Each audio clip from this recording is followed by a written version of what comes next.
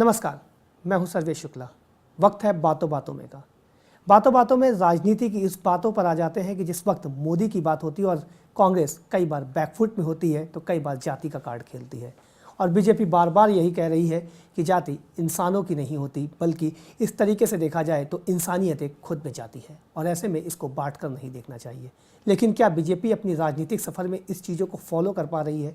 इसी पर बातचीत करने के लिए हमारे साथ सुधांशु त्रिवेदी साहब। सुधांशु साहब, लगातार सवाल खड़े होते रहे हैं कि बीजेपी के ऊपर जातिवाद का समीकरण तैयार किया जाता है और आप बार बार इस पर सफाई देते हैं, कभी मोदी को लेकर, कभी किसी चीज़ को लेकर। बार बार कांग्रेस इसी कार्ड को क्यों खेलती है और सांप्रदायिक आपको क्यों ठहराने की कोशिश की जाती है? देखिए, भारतीय जनता पार्टी कभी भी जाति, पंथ या मजहब की राजनीति नहीं करती। इसको लेकर आरोप प्रत्यारोप कितने भी किए जा सके हैं। मैं आपसे कहना चाहता हूँ, अभी 6 महीने पहले राज्य विधानसभा के चुनाव हुए थे। न जाति कोई मुद्दा था, न सांप्रदायिकता कोई मुद्दा था, और निर्णय पूरे देश की जनता ने देखा, कहाँ हम खड़े थे, कहाँ कांग्रेस खड़े थे। तो ये बिल्कुल तर्कसंगत बात है कि ये मुद्दे उठाने की आवश्यकता किसको पड़ी। वास्तविकता ये है कि हम महंगाई, भ्रष्टाचार, कुशासन और सुरक्षा के मुद्दे पर देश की जनता के बीच में जा रहे हैं, और इन मुद्दों के ऊपर चूंकि कांग्रेस और हमारे विरोधी दल मुकाबला करने में पूर्णतः असमर्थ हैं, इसलिए वो इस प्रकार के व्यर्थ के मुद्दों को उठाकर राजनीति करते रहे। सुधांशु जी, लगातार देखा गया है कि जो पिछली अगर 100 से करीब ऊपर रैलियां कर चुके हैं मोदी, लगभग अंदाज़ा अगर देखा जाए, एक आंकड़े निकाले जाए तो एक बहुत बड़ा पीछे का सफ़र रहा है। पीछे का इतिहास देखा जाए तो मोदी की रैलियों में, भाषण में कहीं ना कहीं भ्रष्टाचार की आवाज़ होती थी, कहीं ना कहीं उन मुद्दों की आवाज़ होती थी, और अब शहजादे और इस तरीके के वर्डों की आवाज़ों के साथ साथ वो कांग्रेस और उसके भ्रष्टाचार को घेरने की कोशिश करते थे। लेकिन अब के इतिहास में कुछ दूसरी चीज़ें नज़र आ रही हैं, कुछ लगभग उल्टी चीज़ें नज़र आ रही हैं। अब इतिहास एक ये बता रहा है कि अब जाति कार्ड भी खेला जाता है। मोदी जी खुद इसमें सामने आके कहते हैं कि वो निजी जाति के हैं, इसलिए उन्हें टारगेट किया जा रहा है। भ्रष्टाचार, महंगाई, इन मुद्दों से जाति मुद्दा कहाँ से? देखिए, मोदी जी की पृष्ठभूमि अथवा जाति, इसको सबसे पहले मुद्दा किसने बनाया? कांग्रेस के नेता मणिशंकर अय्यर जी ने। तो अगर देखा जाए तो इस विषय को तो उन्होंने उठाया। प्रियंका गांधी जी ने नीच शब्द का प्रयोग किया, उसमें सब प्रकार के उत्तर की संभावनाएं थी। वो कहीं ना कहीं अधिनायकवादी, सामंती मनोवृत्ति का प्रतीक था, कि जिसमें कि आप एक सामान्य पृष्ठभूमि से, जिसको आप अपने हिसाब से निचली पृष्ठभूमि समझते हैं, वहां से उठे हुए व्यक्ति को आप सहन करने का प्रयास नहीं कर रहे थे। तो इन विषयों को उठाने का काम तो कांग्रेस के नेताओं ने किया है। आप याद करिए, मणिशंकर अय्यर जी ने क्या बोला था कि अगर वो चाहें तो हम उनको कांग्रेस अधिवेशन में चाय का स्टॉल लगाने के लिए दे सकते हैं। तो मुद्दा वो तो आपने बना लिया। मणिशंकर अय्यर के उसमें मैं भी था, मैं मौजूद था शायद, तो उस वक्त उन्हें यही सब बातें हो रही थी और उन्होंने कहा भी था ये, चलिए इस बात को सही है। लेकिन मोदी साहब ने उसको तुरंत मुद्दा बनाया और चाय चौपाल आपकी तैयार हो गई। मुद्दा बनाने में बीजेपी कहीं पीछे नहीं रहती है, तुरंत तैयार हो जाता सारी चीजें। तो बड़ी सामान्य सी बात है। महंगाई पे आप नहीं सामना कर पा रहे हैं, भ्रष्टाचार पे आप नहीं सामना कर पा रहे हैं, सुशासन पर आप नहीं सामना कर पा रहे हैं, सुरक्षा पर आप नहीं सामना कर पा रहे हैं, और यदि आपके ही हथियार को पर भी आप ही चारों खाने चित्त हुए जा रहे हैं, फिर भी दोष हमारा है। यह बात तो न्याय संगत नहीं लगती है। चलिए ठीक है, उन्होंने आपको हथियार दे दिया, आपने एक हथियार अपने लिए भी तैयार कर लिया। राम की मूर्ति लग जाती है पीछे, फिर बार कहा जाता है कि भाई गोरखपुर में क्यों, उधर एरिया में क्यों, अयोध्या की साइड ही क्यों? देखिए, जहाँ तक मर्यादा पुरुषोत्तम श्री राम का प्रश्न है, ये भारत के सांस्कृतिक प्रतीक हैं। इसे धर्म या संप्रदाय से जोड़कर नहीं देखना चाहिए। भारतीय जनता पार्टी ने अपने चुनाव घोषणा पत्र में भी उसको सांस्कृतिक माना है। हमने कभी भी राम मंदिर के मुद्दे को राजनीतिक मुद्दा नहीं माना है, हमने इसे सांस्कृतिक मुद्दा माना है। और यह बात मैं आपके दर्शकों को बता देना चाहता हूँ कि भारत के संविधान में जो 10 चित्र हैं, उसमें भाग 3 में जहाँ पर फंडामेंटल राइट्स का उल्लेख है, वहाँ पर भगवान राम, माता सीता और लक्ष्मण जी की का चित्र अंकित है। इसका अर्थ ये हुआ कि संविधान निर्माताओं ने भी उसको संस्कृति का प्रतीक माना था। चाहते हैं, अरे राम तो भारत के एक ऐसे सांस्कृतिक प्रतीक है जो अंतर्राष्ट्रीय गौरव के साथ हमें उसको स्वीकार करना चाहिए। और राम की जन्मभूमि जहाँ पर है, वहाँ पर यदि रैली होगी और वहाँ पर राम का उल्लेख नहीं होगा। देखिए, आप गया भी गए थे, बौद्ध जी का भी लगा लेते हैं। बौद्ध भी तो एक सांस्कृतिक अगर दृष्टि से देखा जाए तो एक नहीं, तो हम तो हर प्रकार के जहां जहां मोदी जी देश के जिन जिन अंचलों में गए, बौद्ध जी की फोटो नजर नहीं आई, प्रतीकों को बौद्ध हमने उसको बौद्ध जी की फोटो नजर नहीं आई कहीं पर भी। देखिए, गौतम बुद्ध की मैं बात कर रहा हूँ कि उनकी फोटो नजर नहीं आती है। देखिए, स्थानीय इकाइयां निर्णय लेती हैं और स्थानीय सांस्कृतिक परंपराओं के अनुसार करते हैं। बौद्ध धर्म के प्रति हमारी गहरी आस्था है। देखिए, राजनाथ जी की जहाँ तक बात की जाती है तो बार बार ये सवाल खड़े होते रहे हैं उनकी क्षमता और उसको लेकर। कई बार सवाल खड़े हुए हैं कि 2009 में जिस तरीके से वो थे, जिस तरीके से लगातार माफ करिएगा, जिस तरीके से हम चुनाव के अंदर जब जा रहे थे और उस वक्त के आंकड़े बार बार यही कह रहे थे कि हम अच्छा करेंगे। अब की बार भी उम्मीद आप लगाए हैं, 2009 में आपने अपने मुँह की खाई थी। इस बार कितनी उम्मीद समझी जाए कि राजनाथ और मोदी की जोड़ी इस बार सफलता की देखिए, परचम एक को तो लहरा हर चुनाव की स्थिति दूसरे से भिन्न होती है। 2009 में भी हमें आशा थी और हमें आशा से बहुत कम सीटें मिली, परंतु कुछ यथार्थ उस समय में भिन्न थे। जैसे उस समय देश की विकास की दर 9% के आसपास थी, बेरोजगारी उतनी नहीं थी, महंगाई उतनी नहीं थी, भ्रष्टाचार उस सरकार में भी था, मगर भ्रष्टाचार की जो पराकाष्ठा, महंगाई की जो पराकाष्ठा इस सरकार में देखने को मिली है वो नहीं थी। और दूसरा कारण, उससे पहले भी राज्य विधानसभा चुनाव हुए थे 2008 में, हम 2 राज्य में जीते थे और 2 राज्य में हारे थे। इस बार के चुनाव में हमने 3 राज्यों में 2/3 बहुमत पाया है, राजस्थान में 80% बहुमत पाया है और दिल्ली जैसे प्रदेश में कांग्रेस को 8 सीटें मिली हैं। तो आम गुणात्मक आदमी दृष्टि पार्टी से को 28 मिली है, नई मैं नवेली बिल्कुल पार्टी। कह रहा हूं कि वो आम आदमी पार्टी जिसको कि कांग्रेस ने खुद खड़ा किया था भारतीय जनता पार्टी से मुकाबला करने के लिए, और उस आम आदमी पार्टी ने अपना कद कम से कम दिल्ली प्रदेश में कांग्रेस से बड़ा कर लिया। वैसे कांग्रेस ये गलतियां दोहराने की माहिर है। उसने 1980 के दशक में पंजाब में भिंडरावाले को भी इसी प्रकार से खड़ा किया था। आसाम में भी उसने बांग्लादेशियों को साथ में लेके AIUDF को खड़ा किया, और LTT के मामले पे भी उन्होंने तमिलनाडु में जो किया था उस कारण से तमिलनाडु में आज तक नहीं आ पाए। अच्छा, मोदी के अगेंस्ट भी केजरीवाल खड़े हो रहे हैं, साफ कह रहे हैं कि अब की बार हरा के आएंगे बनारस को। अगर साफ करना है तो केजरीवाल जरूरी है। देखिए, केजरीवाल जी क्या कहते रहे हैं और विगत 6 महीने में कितनी बार वो अपनी बातों से पलटते रहे हैं, उसको लेकर बहुत विचार करने की आवश्यकता नहीं है। पहले वो राजनीति में ही नहीं आ रहे थे, फिर राजनीति में आ गए, फिर सरकार नहीं बनाऊंगा, सरकार बना लिए, फिर अपने बच्चों की कसम खा के कहा कि समर्थन नहीं लूंगा, समर्थन ले लिया। राजनीति के कुछ स्थायी सिद्धांत होते हैं, ना कोई मित्र होता ना कोई शत्रु। तो आपने देखा, उनके मित्र अन्ना उनके शत्रु हो गए थे और उनके जो शत्रु थे कांग्रेस वाले, उनके साथ मिलकर उन्होंने सरकार बना ली थी। फिर उसके बाद खैर जो हुआ, इसलिए उनके वक्तव्यों की प्रामाणिकता अभी तक यथार्थ की कसौटी पर सही नहीं उतरी है। मित्र और जहाँ तक शत्रु की बात है तो वो तो पार्टी के अंदर भी ऐसा ही रहा है कि मित्र शत्रु नहीं रहते हैं। क्योंकि राजनाथ जिस वक्त पहली बार अध्यक्ष बने थे, मोदी जी सीधे गुजरात के लिए हो गए थे, रवानगी हो गई थी। दोबारा बने तो फिर से मित्रता हो गई। क्योंकि ये आंकड़े हैं, ये बिल्कुल साफ है कि वो इतिहास अगर दोहराया जाए तो बात यही था कि जब केंद्र की राजनीति में मोदी का कहीं ना कहीं दखलंदाजी थी तो राजनाथ ने उसको अंत करने का भी काम किया था, और आज वापसी भी उन्होंने कराई। ये बात, यह आरोप सरासर गलत है। राजनाथ जी जब पहली बार जनवरी सन 2006 में राष्ट्रीय अध्यक्ष बने तो पहली बार नरेंद्र मोदी जी को संसदीय बोर्ड में लिया तो राजनाथ जी ने ही लिया था। जनवरी 2006 में 2007 में कुछ ऐसी परिस्थितियां थीं कि एक विचार बना था कि मुख्यमंत्रियों को न लेने के संदर्भ में, तो इस कारण से वैसा निर्णय लिया। और तीसरी बात याद दिलाना चाहता हूं, मैं नवंबर 2012 में जब राजनाथ जी राष्ट्रीय अध्यक्ष नहीं थे, नितिन गडकरी जी राष्ट्रीय अध्यक्ष थे और दूर दूर तक ऐसी कोई संभावना नहीं थी कि राजनाथ जी राष्ट्रीय अध्यक्ष होंगे। उस समय वो भाजपा के पहले नेता थे जिन्होंने ETV को दिए गए इंटरव्यू में कहा था कि नरेंद्र मोदी जी देश के सबसे लोकप्रिय नेता हैं और हमें उनका नेतृत्व स्वीकार करने पर विचार करना चाहिए। आपके ऊपर कांग्रेस 2 आरोप लगातार लगाती रही है पिछले, अगर देखा जाए पूरे अगर रैलियों को देखा जाए, कि इसका जवाब आपने किसी रैली में अभी तक नहीं दिया है। पहला आरोप बिल्कुल सीधा सीधा है कि बुजुर्गों को आप साइडलाइन कर रहे हैं, जिन्होंने आपको रास्ता दिया आज आप उनको साइडलाइन करने की कोशिश कर रहे हैं। चाहे वो जसवंत सिंह हो या जसवंत सिन्हा साहब हो, वो भी अब चुनाव नहीं लड़ रहे हैं। उसके अलावा मुरली मनोहर जोशी को आपने जिस तरीके से सीट बदली उसके दुखी रहे, लाल कृष्ण आडवाणी, इन सबका नाम कांग्रेस खुले तौर पर लेती रही है। और दूसरा, आपका कोई मॉडल तैयार नहीं है कि सरकार बनाने के बाद आप क्या करेंगे। इस दोनों पर सफाई जरूर देश चाहता है। देखिए, जहाँ तक बुजुर्गों के सम्मान की बात है, भारतीय जनता पार्टी उनका पूरा सम्मान करती है। आदरणीय लाल कृष्ण आडवाणी जी हमारे सबसे वरिष्ठ नेता हैं और आज भी वो NDA के चेयरमैन हैं। डॉक्टर मुरली मनोहर जोशी की जहाँ तक बात है, उनका पार्टी पूरा सम्मान करती है। आप सब लोगों ने खुद ही TV पे दिखाया था कि जब आडवाणी जी के पास गए मोदी जी, तो आडवाणी जी और जोशी जी दोनों के उन्होंने पाँव छुए हैं।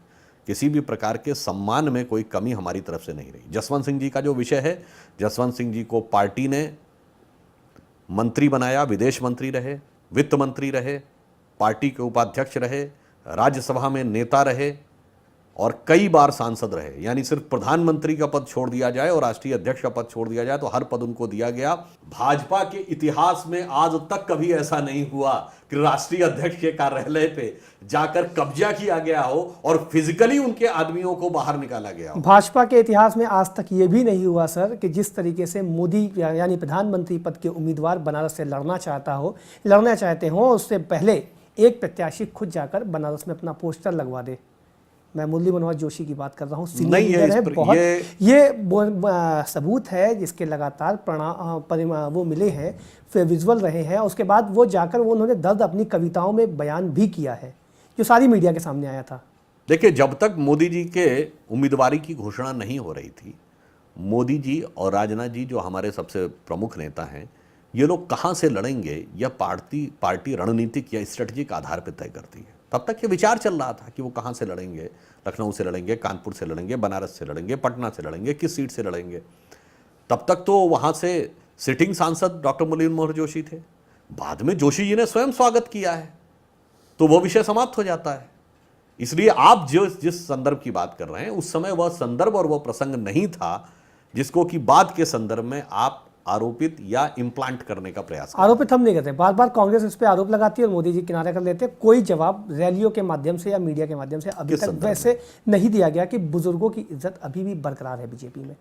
ये आज आपकी तरफ से सफाई जरूर आई है, लेकिन मोदी या इस राजनाथ जी की तरफ से कई बार जरूर बोला गया कि अडवाणी सम्मानित है, लेकिन आखिर किस तरीके से, शब्दों से या कर्मों से, दोनों में बहुत बड़ा अंतर आप है। एक उदाहरण बताएं जहां पर आपको लगा हो कि अडवाणी जी को अपमानित करने का प्रयास या हमारे किसी बुजुर्ग नेता को अपमानित करने का प्रयास किया गया है। मैंने आपको अनेक उदाहरण बताए। चुनाव समिति की बैठक थी, अडवाणी जी 3 घंटे लेट आए थे, भोपाल सीट के लिए लगातार जद्दोजहद चल रही थी।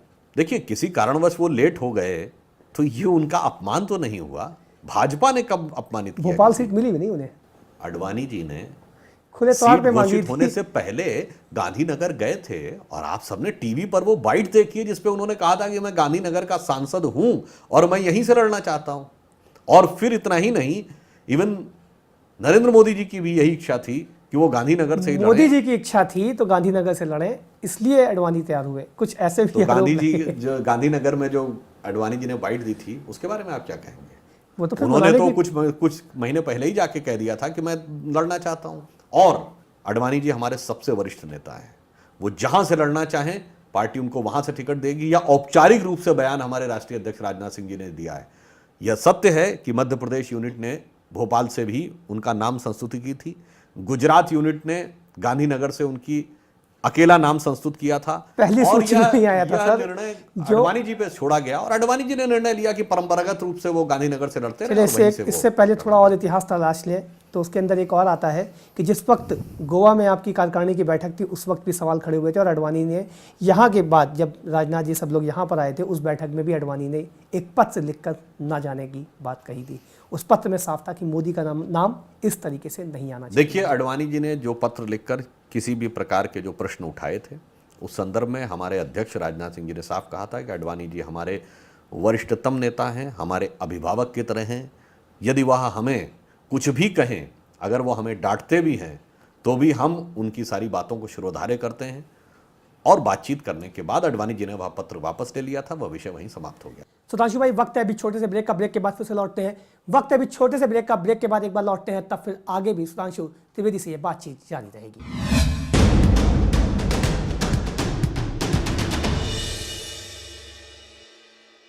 16 के बाद क्या उम्मीद? 16 के बाद भारतीय जनता पार्टी के श्री नरेंद्र मोदी के नेतृत्व में एक सरकार बनेगी और भारत की जो वास्तविक क्षमता पिछले 66-67 वर्षों में केवल एक 6 वर्ष का अटल बिहारी वाजपेयी जी की सरकार का कार्यकाल छोड़ दिया जाए, जब हमने 4.5% की ग्रोथ रेट को 8.5% तक पहुंचाया था और महंगाई की दर को 9% से 4.5% तक लाया था, उसके बाद जो अधूरा कार्य है उस ऊंचाई तक ले जाने का कार्य प्रारंभ हो। धब्बे भी कई हैं, कंधार कांड, उसके अलावा संसद पर हमला, ये धब्बे भी हैं इन 6 सालों में। कांधार और संसद के हमले मतलब ग्रह बचा पाना मुश्किल था आपके लिए, ग्रोथ बढ़ा ले गया। कांधार और संसद की जब बात करते हैं तो ये बात बहुत बार होता है। मैं एक विषय बता देना चाहता हूँ। कारगिल भी है उसमें। जी बिल्कुल, मैं कारगिल तक ही आ रहा हूँ। ये वो दौर था 1999 से लेकर 2002, हाँ। जब दुनिया में आतंकवाद का सबसे बड़ा केंद्र पाकिस्तान और अफगानिस्तान की सीमा पर था। तालिबान की हुकूमत अफगानिस्तान में थी, पाकिस्तान को उसको पूरा समर्थन था। और मैं दुनिया में सबसे शक्तिशाली आतंकवाद के केंद्र की बात कर रहा हूं, क्योंकि इसी शक्ति ने अमेरिका में वर्ल्ड ट्रेड सेंटर गिराया। सुधांशु जी इस जगह और इसी समय 1999 में ओसामा बिन लादेन ने भारत के खिलाफ जिहाद की घोषणा की थी। आप ये समझिए कि विश्व की सबसे बड़ी आतंकवादी ताकत से हम लड़ रहे थे। पोखरण विस्फोट के कारण हम पे आर्थिक प्रतिबंध लगे थे, हम बाहर से सहायता नहीं ले सकते थे। 99 का हम युद्ध झेल रहे थे, 2001 की मंदी झेल रहे थे, 2002 का सूखा झेल रहे थे। जब वर्ल्ड ट्रेड सेंटर गिरा है, उसके बाद जब अमेरिका ने कार्रवाई शुरू की अफगानिस्तान में, तो 2001 के अंत दिसंबर में उन्होंने कार्रवाई शुरू की। 2002 और 3 होते होते उस आतंकवाद के केंद्र की कमर तोड़ दी थी अमेरिका ने। इसलिए जब हमारी सरकार हटी तो बहुत आसान हो चुका था। उसके बाद भी 26/11 हुआ, यानी हम संसद के हमले के बाद हमें सचेत होना चाहिए था, उसके बाद भी हम सचेत नहीं हुए। और यदि आतंकवाद इतनी बड़ी चुनौती थी एनडीए के सरकार में, तो यूपीए की सरकार ने आने के बाद सबसे पहला काम पोटा को हटाने का क्यों किया? ये जवाब मैं उनसे चाहता हूं। ये जब हम उनसे ले लेंगे, लेकिन सुधांशु जी आप जो इस इतिहास बताने की कोशिश कर रहे हैं, उस इतिहास में कहीं ये भी है कि जब 1999 से आप ये सब सारी घटनाएं देख रहे थे, तो 2000 में मुशर्रफ साहब को दिल्ली निमंत्रण की क्या जरूरत थी? क्यों आगरा की सफाई हुई? क्यों ये सब हुआ? आपने बात सही कही। क्या ये गलती नहीं है? कोई भी डिप्लोमेटिक एफर्ट तब तक बेकार है जब तक उसका कुछ सकारात्मक परिणाम न दिखाई पड़े। भारत और पाकिस्तान के इतिहास में जनवरी 2004 लाहौर डिक्लेरेशन, पहली बार पाकिस्तान के राष्ट्रपति जनरल परवेज मुशर्रफ ने कहा कि हम पाकिस्तान की धरती का उपयोग भारत के विरुद्ध आतंकवाद के लिए नहीं होने देंगे। इससे पहले पाकिस्तान के किसी राष्ट्राध्यक्ष ने यह बयान नहीं दिया। हमारा इतिहास यह रहा है कि 1971 के युद्ध के समय हम पे यह आरोप लगाया जाता था कि अटल जी ने इंदिरा जी की तुलना दुर्गा से की थी। राष्ट्रीय चुनौतियों और संकट के समय में भाजपा ने जिस प्रकार का साथ दिया है कांग्रेस, तो आप इंदिरा गांधी को अच्छा प्रधानमंत्री मानते थे? अटल बिहारी हम वाजपेयी इंदिरा जी को अच्छा प्रधानमंत्री नहीं मानते थे। अटल बिहारी उन्होंने वाजपेयी 1975 में लोकतंत्र की जिस प्रकार से गला घोटने का प्रयास किया, उनकी हम सर्वाधिक आलोचना करते हैं। फिर भी जब युद्ध का समय हो तो दलगत मतभेद नहीं देखा जाता। ये भाजपा ने अपने 50 साल के चरित्र में युद्ध के समय इंदिरा ने मतलब अच्छे डिसीजन लिए, इस बात को आप मानते हैं? हम ये कह रहे हैं जब युद्ध का समय है तो हमारा कश्मीर के मुद्दे पर कितना बड़ा भी मतभेद क्यों नहीं हमने 71 में कश्मीर का प्रॉब्लम सॉल्व कर लिया, जब हमारे पास 70-90 हज़ार से ऊपर पाकिस्तान के सैनिक बंधक थे। तो हमारा एक स्थापित इतिहास है, युद्ध और राष्ट्रीय आपदा के समय में हमने सरकार से मतभेदों को भुलाकर उसके साथ सहयोग किया है, मनोवैज्ञानिक मनसा वाचा कर्मणा सहयोग किया है। इतिहास आप बता रहे हैं, मैंने सवाल बिल्कुल सीधा सा है कि अटल बिहारी वाजपेयी बार बार तारीफ करते थे। 73 की अगर बात की जाए, संसद के अंदर भी उन्होंने इंदिरा गांधी की खोलकर तारीफ की थी कि जिस तरीके से पाकिस्तान का सामना किया गया वो एक बड़ा सवाल था और उस पर उन्होंने बहुत अच्छे ढंग से सामना किया। ये संसद के अंदर का बयान था अटल बिहारी वाजपेयी का, शायद आपको भी याद होगा। जाड़े के वक्त की बात थी, उस वक्त के जो सेशन चल रहा था उस सेशन में। अब आपकी सरकार या जो अटल बिहारी वाजपेयी हैं, क्या आपका नेतृत्व उस वक्त की इंदिरा को सही मानता है? मेरा सवाल बिल्कुल सीधा सा है। मैं युद्ध के कालखंड में प्रधानमंत्री के समर्थन की बात कर रहा हूं। समर्थन था, नीति सही थी या गलत, जब युद्ध होता है तो दलगत भावना नहीं देखी जाती है। जो भी सरकार है उसका समर्थन करना चाहिए। अगर आपको याद होगा तो अटल बिहारी वाजपेयी इकलौते ऐसे विपक्ष के नेता थे कि जो सरकार की तरफ से गए थे विदेश में हिंदुस्तान की बात रखने और हिंदुस्तान की छवि। वो विषय 1995 का है, मैंने आपको बताया। ये तो कितनी बड़ी बात थी कि विपक्ष का नेता सरकार के समर्थन में जा रहा है बाहर। कश्मीर पर हमारा मतभेद कांग्रेस से कितना प्रबल था कि हमारे संस्थापक अध्यक्ष श्यामा प्रसाद मुखर्जी ने अपना बलिदान ही 1953 में कश्मीर के लिए दिया। फिर भी वो सारी चीजों को भुलाकर हम समर्थन देने के लिए गए। सुधांशु भाई, मेरा बिल्कुल सीधा सा सवाल था। 95 के समय पे भी उन्होंने इंदिरा की तारीफ खुलकर की थी कि सही नहीं थी। कोई तारीफ नहीं की थी। 95 में नरसिम्हा राव जी प्रधानमंत्री थे। नहीं, उल्टा सत्य तो यह है कि अटल बिहारी वाजपेयी की बात कर रहा हूं। 1995 में अटल जी की एक पुस्तक मेरी 51 कविताओं के विमोचन के अवसर पर नरसिम्हा राव ने कहा था कि अटल जी राजनीतिक दृष्टि से इतनी बड़ी शख्सियत हैं कि वो मेरे राजनीतिक गुरु के समान है। तो प्रधानमंत्री वो तो नरसिम्हा राव ने अटल जी की उस शख्सियत को स्वीकार किया। वही तो मैं कह रहा हूं कि आज इतने मतभेद कैसे हो जाते हैं कि विपक्ष का नेता सरकार कई बार तारीफ करती है, सरकार की विपक्ष का नेता सरकार की भी तारीफ करता था अच्छे कामों की। आज इतना मतभेद कैसे आ जाता है कि हम अच्छे काम की भी तारीफ नहीं कर पाते और बुरे की तो बुराई वो करनी इसलिए हो जाता है कि मर्यादा बना के रखना सभी राजनीतिक दलों का दायित्व है। जो दल जितना बड़ा है उसका दायित्व उतना बड़ा है, और जो दल सत्ताधारी है उसका दायित्व सबसे बड़ा है। यदि सबसे बड़ा व्यक्ति ही अपना दायित्व निभाने में कमी करता जाएगा तो फिर उत्तरोत्तर वह व्यवस्था ध्वस्त होती है। आप राम को फॉलो करते हैं, आप लोग बार बार कहते हैं पुरुषोत्तम राम, और उनके आइडियोलॉजी को फॉलो करते हैं। राम ने तो कभी जातिगत तरीके से समीकरणों को बांटने की कोशिश नहीं की, कभी अपने आप को नीचा या ऊपर बताने की कोशिश नहीं की। आखिर बीजेपी में ये सब कोशिशें क्यों हुई? हम तो कभी कोशिश नहीं करते, हम तो राम के मामले में मोदी साहब बिल्कुल खुले तौर पे कहते हैं मैं नीचे से आता हूं, अरे भाई, मेरी बुराई हो रही है। तो आप कहिए कि हम इंसानियत से आते हैं, लेकिन हमें बुराई मुद्दे पर हम तो राम को भारत के सांस्कृतिक राष्ट्रीय मानबिंदु के रूप में मानते हैं। प्रश्न तो कांग्रेस से पूछिए। राष्ट्रपिता महात्मा गांधी का पॉलिटिकल विजन क्या था? राम राज्य। चलिए, इतिहास की बातें बहुत हो गई, अब आपका विजन भी जान लेने की कोशिश करते हैं कि आखिर सरकार बनी तो विजन क्या होगा। देखिए, इस विजन बहुत स्पष्ट है। भारत के अंदर अपरिमित क्षमताएं हैं। उन सारी क्षमताओं का उपयोग यदि गलत नीतियां हट जाएं, गलत नियत हट जाए, तो उसको पूरी तरीके से किया जा सकता है। अच्छा, मैं एक आपसे सिंपल सा सीधा सा क्वेश्चन जानना चाहूँगा। सुप्रीम कोर्ट कई तरीके के आदेश दे चुका है, उसमें सीबीआई को लेकर भी है। क्या सीबीआई स्वतंत्र होगी आपकी सरकार आने के बाद? सीधा सीधा सवाल। देखिए, हम तो बहुत साफ बात कहते हैं। सीबीआई की स्वायत्तता में हस्तक्षेप के कोई उदाहरण एनडीए सरकार के समय में रहे हों, राज्यपालों के नहीं हों, तो आप बताइए। रहे हैं कि हम नहीं? सीबीआई की स्वतंत्रता और स्वायत्तता के पूर्ण पक्षधर हैं। हमारे समय में कभी ऐसा नहीं हुआ कि हलफनामा हम गलत कोर्ट में दें और उसके बाद जब कोर्ट कहे फाइलें लाओ तो कहें फाइलें खो गई। नहीं, आप करेंगे कि नहीं, उसे स्वतंत्र करेंगे कि नहीं करेंगे? हम स्वतंत्र और स्वायत्त सीबीआई के पक्षधर हैं, और उसकी स्वायत्तता को सुनिश्चित करने के जो भी प्रयास होंगे हमारी सरकार में किया जाएगा। और दूसरा सवाल, अगर मोदी कुछ सीटों से कम रह जाते हैं और कहीं आपको कोई और नेता के नाम पर सहमति बनती नजर आती है, काल्पनिक क्वेश्चन जरूर है लेकिन आंकड़े जो अभी बता रहे हैं, जो देखिए, इस विषय में हमारे राष्ट्रीय अध्यक्ष श्री राजनाथ सिंह जी स्पष्ट कर चुके हैं कि किसी भी परिस्थिति में एनडीए के प्रधानमंत्री श्री नरेंद्र मोदी ही होंगे। अगर थोड़ी सीटें कम पड़ जाती हैं तब विपक्ष में बैठना हमारा ये पूर्ण विश्वास है कि हमें ऐसी परिस्थिति का सामना नहीं करना पड़ेगा। सरकार बनने के बाद किस तरीके से, क्योंकि बार बार यही तरीके के आरोप लगते रहे कि मोदी सरकार बनाने के बाद कई तरीके के सवाल खड़े होते हैं, और जो सरकारी तंत्र जो जिस तरीके से चल रहा होता है उसके ऊपर वो पूरी तरीके से हिटलर के रूप में तैनात होने की कोशिश करते हैं। नहीं, ये आरोप हमारे विरोधियों ने कई बार लगाने का प्रयास कई किया बार है। लगाया आपके ऊपर। और उन्होंने कहा था कि मोदी जी और भारतीय जनता पार्टी की हिटलर से तुलना की। इवन इंदिरा जी भी अपने बयानों में ऐसा बोला करती थी। अभी मनीष तिवारी जी ने बोला था कि साहब वो तो हिटलर की तरह हैं। तो मैं सिर्फ एक बात याद दिलाना चाहता हूँ, आपातकाल के दौरान कांग्रेस के अध्यक्ष देवकांत बरुआ ने नारा लगाया था, Indira is India and India is Indira and Indira is India. और वो कोई कांग्रेस के सामान्य नेता नहीं थे, कांग्रेस के तत्कालीन अध्यक्ष थे। अतः उनका बयान कांग्रेस का औपचारिक बयान है और आज तक कांग्रेस ने उसका खंडन नहीं किया है। तो बहुत साफ है कि हिटलर की मनोवृत्ति को कौन दिखाता है भारत की राजनीति में, हम या कांग्रेस?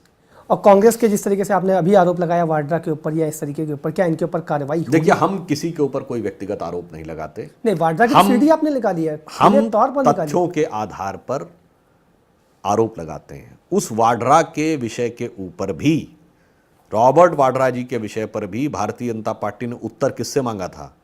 श्रीमती सोनिया गांधी और श्री राहुल गांधी से, जो कि क्रमशः कांग्रेस पार्टी के अध्यक्ष और उपाध्यक्ष हैं।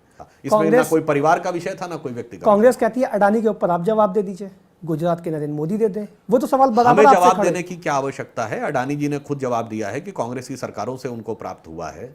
उनको सबसे पहली जमीन, शायद उन्होंने, मुझे ध्यान नहीं है, उन्होंने टीवी इंटरव्यू में कहा था कि 1994 में प्राप्त, 1994 में उन्होंने बोला था कि राजस्थान में कांग्रेसी सरकारों से प्राप्त हुआ है। तो इस विषय का जवाब तो अडानी ग्रुप दे रहा है। उसके बाद की उन्होंने आंकड़े नहीं गिनाए। बार बार उनसे पूछा गया कि 94 के बाद के भी आंकड़े गिना दीजिए कि जो जमीन गुजरात सरकार के समय, जब मोदी, इस विषय पे किसने क्या प्रोजेक्ट लगाया, कितने रोजगार का सृजन किया, क्या किया, इस विषय पे तो संबंधित औद्योगिक घराने से पूछा जाए तो वो ज्यादा बेहतर होगा। चलिए, चलते चलते आखिरी सवाल, मोदी को रैली के लिए इजाजत नहीं मिलती है, आप नए मुद्दे के साथ सड़क पर आ जाते हैं।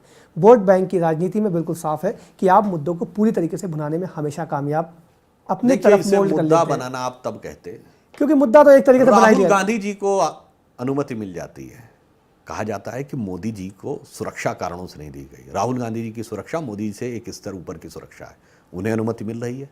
उत्तर प्रदेश के मुख्यमंत्री अखिलेश यादव जी को सभा की अनुमति मिल रही है, और मोदी जी जो कि स्वयं वहां से प्रत्याशी हैं और भारतीय जनता पार्टी के प्रधानमंत्री पद के उम्मीदवार हैं, और इस चुनाव में सभी दलों में एकमात्र प्रधानमंत्री पद के उम्मीदवार हैं, और यदि उसको अपने ही चुनाव क्षेत्र में किसी भी कारण से, भले ही सुरक्षा कारण हो, स्थानीय प्रशासन अनुमति नहीं दे पा रहा है, तो क्या वो निर्भीक और निष्पक्ष चुनाव कराने में सक्षम है? और यदि यह उसकी क्षमता के ऊपर प्रश्न चिन्ह है, क्या चुनाव आयोग को स्वयं स्वतः संज्ञान लेकर उस पर कार्रवाई नहीं करनी चाहिए थी? भारतीय जनता पार्टी का सिर्फ यही सबमिशन था। सबमिशन के साथ साथ आपने धरना भी दे डाला, भीड़ फिर वैसे ही थी। स्वाभाविक है, हम कह रहे हैं मोदी जी के प्रधानमंत्री पद को छोड़ दीजिए। अरे कोई भी प्रत्याशी यदि अपने ही लोकसभा क्षेत्र में सभा नहीं कर सकता है तो चुनाव प्रचार कैसे होगा? यह तो सीधे सीधे लोकतांत्रिक और निर्वाचन अधिकारों का सीधा हनन था, जिसके के लिए स्थानीय प्रशासन का पक्षपातपूर्ण रवैया जिम्मेदार था। तो अब क्या आगे की रणनीति होगी, क्योंकि अब तो इजाज़त नहीं मिली, सारी चीज़ें हो चुकी हैं, मोदी चुनाव। रणनीति हमें नहीं बनानी है, रणनीति बनारस की जनता ने तय कर लिया है। भारत की राजनीतिक राजधानी दिल्ली में भारत की आध्यात्मिक राजधानी काशी का प्रतिनिधित्व भारत का राजनीतिक नेतृत्व को निर्धारित करेगा, और एक नया भारत, एक महान भारत जो कभी भी आध्यात्म के तत्व के बगैर नहीं बन सकता, अरविंद केजरीवाल निश्चित रूप से वह उसका नेतृत्व। अरविंद केजरीवाल जी के विषय में पहले भी बोल चुका हूं कि वो, उनके दो ही सिद्धांत हैं कि विवाद करो और मीडिया में जीवित रहो। तो वो उन सिद्धांत के अनुसार मीडिया में अपना स्थान बनाए रखने में सफल हो रहे हैं। उनकी विश्वसनीयता के बारे में अब देश की जनता को क्रमशः धीरे धीरे मालूम होता जा रहा है। उन्होंने आरोप लगाया कि साहब मैं तो जमीन पे चलता हूं और ये तो हेलीकॉप्टर से आते हैं। वो 49 दिन के मुख्यमंत्री रहे थे, तो चार्टर्ड प्लेन लेके गुजरात से जयपुर, एक औद्योगिक घराने का प्लेन लेके, एक बड़े मीडिया हाउस के कार्यक्रम में शिरकत करने के लिए दिल्ली आए थे कि नहीं आए थे? तो जब आप 49 दिन के सीएम रह के आपके 3 कार्यक्रम एक ही दिन में पड़ गए, तो आपने एक औद्योगिक घराने का जहाज लेकर चले मीडिया के कार्यक्रम में आने के लिए। तो भाई जब आप बड़े होते हैं, आपकी व्यस्तताएं बढ़ती हैं, राष्ट्र के भिन्न भिन्न लोगों से आपको देश के भिन्न भिन्न अंचलों में संपर्क बनाना पड़ता, तो इस ढंग की चीज़ों को लेना पड़ता है। अरविंद केजरीवाल जी का वह कार्य स्वयं उनके इस वक्तव्य को काटता हुआ प्रतीत होता है। जी, हमसे बात करने के लिए बहुत बहुत शुक्रिया। तो बिल्कुल साफ है कि जिस तरीके से लगातार देखा जा रहा है कि भारतीय जनता पार्टी हर मुद्दे को अपनी तरीके से बोल्ड करने में पूरी तरीके से कामयाब रहती है, और उसका सफाई भी बिल्कुल साफ है कि चाहे जो भी हो, अगर इस तरीके से भारतीय संविधान के अंदर अगर अपने ही प्रत्याशी को प्रचार की मोहलत नहीं होगी या अपने क्षेत्र में प्रचार करने की इजाज़त नहीं होगी, तो फिर चुनाव क्या संवैधानिक है? ये सवाल का जवाब आने वाले वक्त में शायद चुनाव आयोग अपनी तरीके से जरूर देगा। लेकिन इन सब के बीच में बीजेपी के लिए हर तरफ से बल्ले बल्ले की खबर है। अब आने वाली 16 तारीख को सारी चीज़ें साफ हो जाएंगी कि आखिर खुशी के कितने लड्डू हैं इनके पास और गम की कितनी चादरें। हमें दीजिए इजाज़त। जिया न्यूज़ पे खबरों का सिलसिला जारी है।